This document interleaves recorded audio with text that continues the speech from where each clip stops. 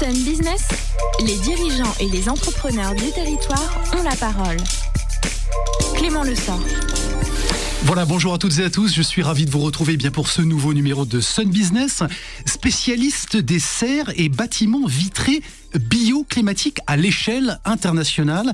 Eh bien, CMF réalise des serres aussi bien pour les grandes cultures, l'accueil de tous les publics, le serriste français dont le siège social est basé à Varades, c'est dans le 44 en Loire-Atlantique. Et j'ai le plaisir de recevoir son directeur général, Renaud Josse, bonjour. Bonjour Clément. Et merci d'avoir accepté mon invitation. Vous êtes ingénieur diplômé d'un master en gestion internationale. Vous avez débuté votre carrière à l'étranger dans l'industrie automobile.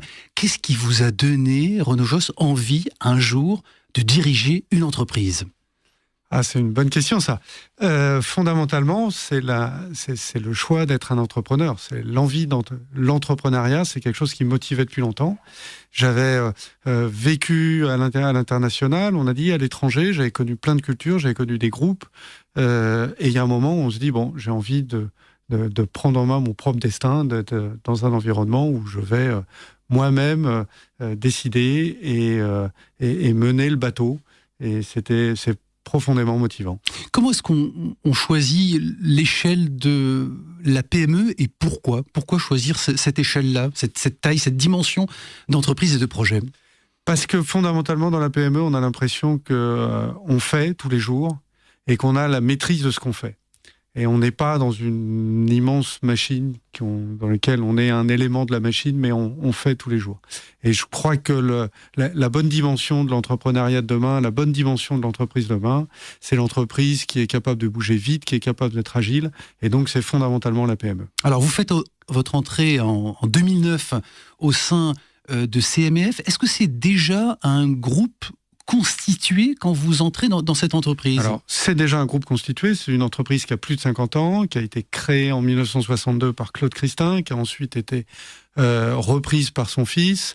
Et moi, je rentre en 2009 avec Jean-Loup Christin et on décide, c'est un groupe, c'est un cumul de 3 sociétés à l'époque, et on décide ensemble de s'inscrire dans une transmission dans la durée. Donc, je rentre en direction générale, on co-dirige l'entreprise pendant 3 ans et j'en ai pris la direction totale en 2012. Alors justement, Renaud Josse, c'est une transition que vous souhaitez, vous, en douceur. C'est important de gérer le temps et l'humain dans ce passage de relais ? C'est fondamental. Quand on vient d'une culture familiale, d'une entreprise en tout cas qui est familiale, et que vous allez devenir, on va le comprendre, l'actionnaire d'abord minoritaire et puis principal, majoritaire, c'est important de prendre ce temps-là ? Oui, c'est important parce que c'est la continuité. On n'est pas propriétaire au sens direct, on est vraiment l'héritier et on assure l'avenir de l'entreprise. Le fondamental, c'est que l'entreprise soit gérée de manière cohérente, de manière autonome et avec un seul objectif, c'est la pérennité long terme. Est-ce qu'on peut rencontrer justement des résistances ou des sensibilités quand on s'approprie, en tout cas un groupe qui a une culture familiale longue, ancienne ? Forcément, à partir du moment où il y a un dirigeant, il imprime sa marque et forcément, elle plaît plus ou moins. Et naturellement, il y a des adaptations et aux dirigeants et à l'organisation et à la stratégie qui se construit, bien sûr. Aujourd'hui, le groupe, il faut le dire, emploie plus de 200 personnes, oui, en effet. 40 millions d'euros de chiffre d'affaires. C'est vous qui avez donné un coup d'accélérateur à cette entreprise ? Je ne sais pas s'il y a un coup d'accélérateur, pardon. Là encore, on est dans une continuité, on est dans un processus de long terme. Je crois qu'il ne faut pas réfléchir en vouloir inscrire sa marque. Le sujet, c'est est-ce que l'entreprise s'adapte ?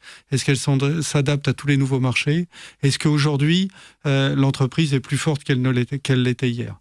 Et tous les matins, je pense que le dirigeant, il doit se lever en se disant l'entreprise aujourd'hui doit être plus forte qu'hier et mieux adaptée qu'hier. Quelle justement vision vous avez pu donner qui a pu rassurer justement les parties prenantes ? Vous avez donné une feuille de route, une vision stratégique au moins à 3 ans, j'imagine ? Alors évidemment, il y a une vision stratégique, il y a même une vision long terme, ça c'est fondamental. Je vous ai parlé tout à l'heure de cohérent, autonome, pérenne, c'est vraiment la lisibilité telle qu'on la donne à tout le monde. Le deuxième sujet, c'était clairement, c'est s'adapter à des nouveaux marchés. On est dans un environnement de marché, le monde bouge extrêmement vite, et donc il fallait que l'entreprise s'adapte, et donc l'entreprise doit s'adapter, elle doit continuer à s'adapter, et elle devra continuer à s'adapter. C'est la vie, et si on cherche la pérennité, c'est ce qu'il faut faire. Alors on disait le groupe CMF, c'est 3 entités, la culture, le bâtiment et CMF Export pour l'international. Vous qui avez cette culture justement de l'étranger, quels sont les enjeux pour une PME du territoire? Ça parlera forcément à certains, à celles et ceux qui nous écoutent et qui sont concernés aussi, qui sont dirigeants de PME. Eh ben, écoutez, l'international, c'est évidemment plein de choses. C'est d'abord exporter, ensuite c'est pour qu'une entreprise puisse exporter, il faut qu'elle ait un produit qu'elle puisse exporter, il faut qu'elle trouve des marchés, il faut qu'elle aille vers ces marchés. Donc c'est le point important. Puis après, c'est l'internationalisation de l'entreprise, c'est-à-dire que petit à petit, les cultures de l'entreprise doivent commencer à intégrer l'ensemble des cultures internationales, d'être capable de comprendre ces marchés, et puis petit à petit d'intégrer des structures à l'étranger, de commencer à pouvoir réfléchir à comment on est réellement une entreprise qui joue international tous les jours. C'est inhérent, Renaud Josse, à la personnalité du dirigeant. C'est votre expérience à l'international qui vous a donné envie d'aller jouer au-delà de nos frontières? Alors, il y avait toujours eu une culture internationale. Depuis très longtemps, l'entreprise exportait. On a fait quelques très beaux dossiers historiques. On avait typiquement, on a fait un jardin botanique en Thaïlande il y a des années qui est absolument superbe et qui est aujourd'hui encore une merveille. Donc, l'entreprise avait une vraie culture. Ensuite, moi, ce que j'ai essayé de faire, par goût et par nécessité, ce que j'ai essayé de faire, c'est que ça devienne un processus général, plus récurrent, plus automatique, plus ancré dans l'entreprise et la généralisation.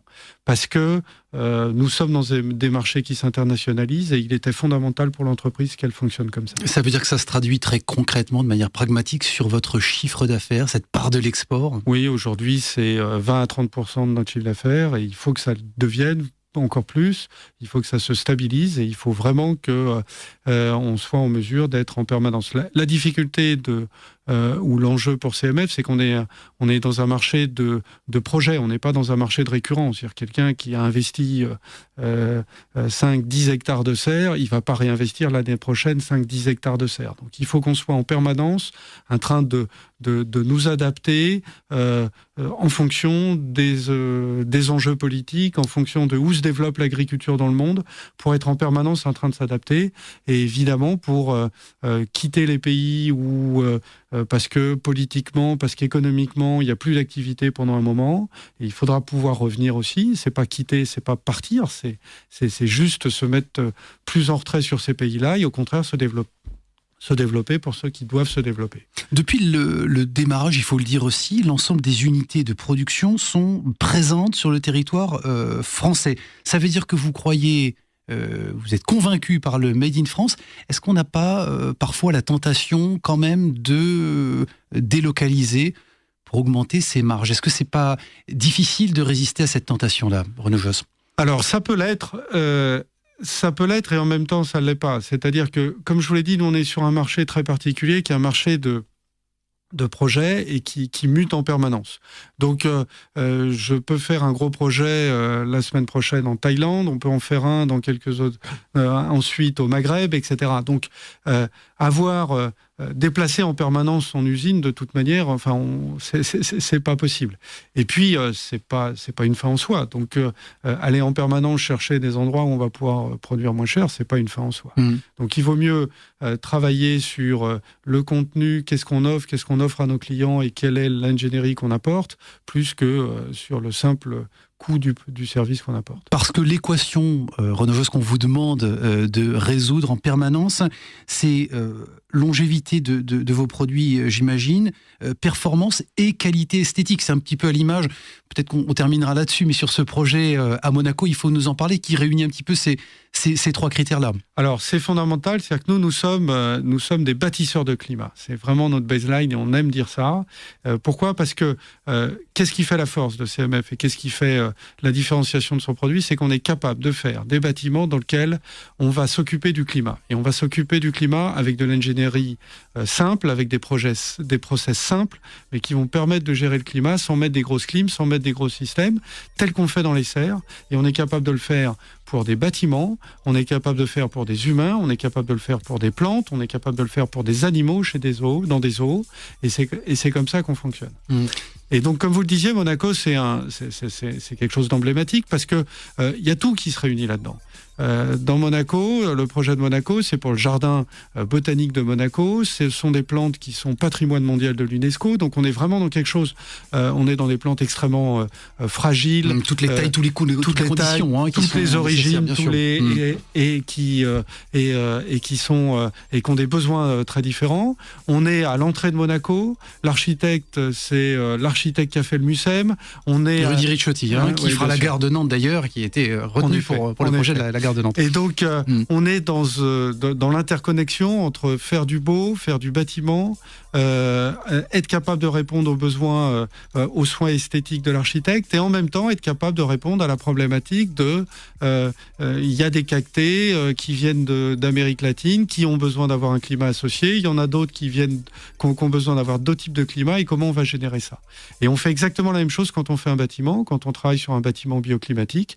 On va exactement dans le même enjeu, c'est-à-dire qu'on travaille très en amont avec l'architecte, avec les différentes parties prenantes, pour dire qu'est-ce que je veux que le climat soit dans le bâtiment que je vais construire. Bâtisseur de climat, Renaud Josse, directeur général du groupe CMF. Merci d'avoir été présent dans nos studios, et au plaisir évidemment, comme je le dis régulièrement, on suivra votre aventure. Il y a d'autres sujets, d'autres points d'actualité qui vont arriver. Merci pour votre attention. Vous pouvez évidemment retrouver cette émission sur les players de la radio et puis sur l'application MySun, bien entendu. Excellente journée et à la semaine prochaine.